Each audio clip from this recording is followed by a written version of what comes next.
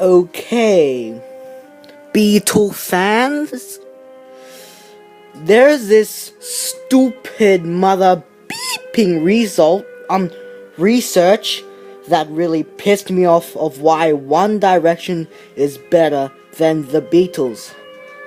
And this research is so inaccurate.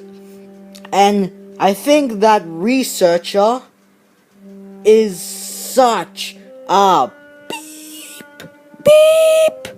I mean, like a beep. Alright, let's have a look. Let's see what that stupid idiot researched. Now just zoom in for maybe a bigger. Oh, too big. Now, yeah, this is a little bit better. Why One Direction is better than the Beatles? Not! Number 1. The Beatles have never been on X Factor. Okay. Alright, stupid researcher. There was no X Factor on the 1960s. How does that make One Direction better than the Beatles? You gotta be kidding me. Number 1 crossed off as a root finger.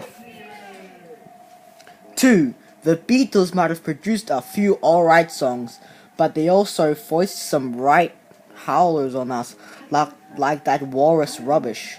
One Direction's entire back catalog is unbelievable. You know, I don't even want to read what is this saying.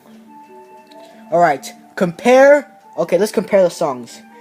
Alright, let me figure out a song that is good from the Beatles.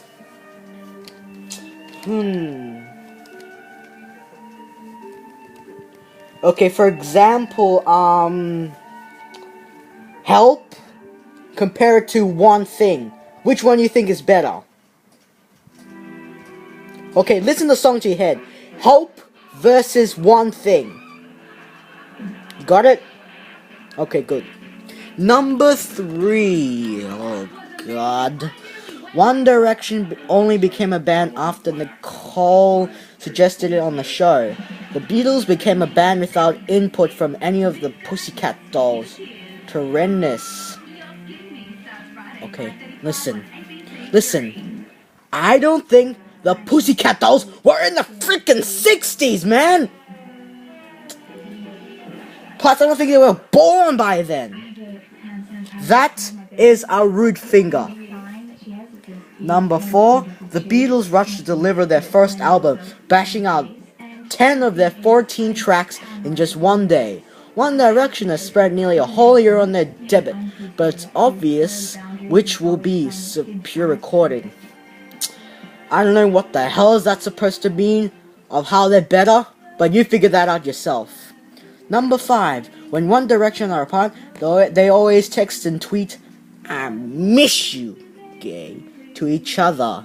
The Beatles didn't even like each other enough to stay together. Okay, here's one very extremely inaccurate thing about Twitter. Listen closely. Twitter wasn't even in the 60s, goddammit! I hope the neighbors didn't hear that. Alright. Twitter didn't even exist in the 60s, okay? You frickin' researcher. Root finger for you. Number 6. One Direction called Simon Cowell Uncle Simon. John Lennon never even met Simon Cowell. Alright.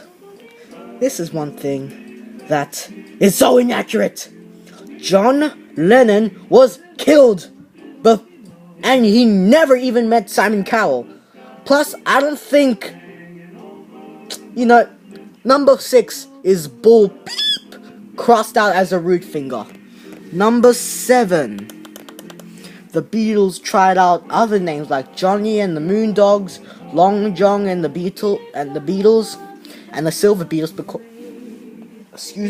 before becoming the Beatles.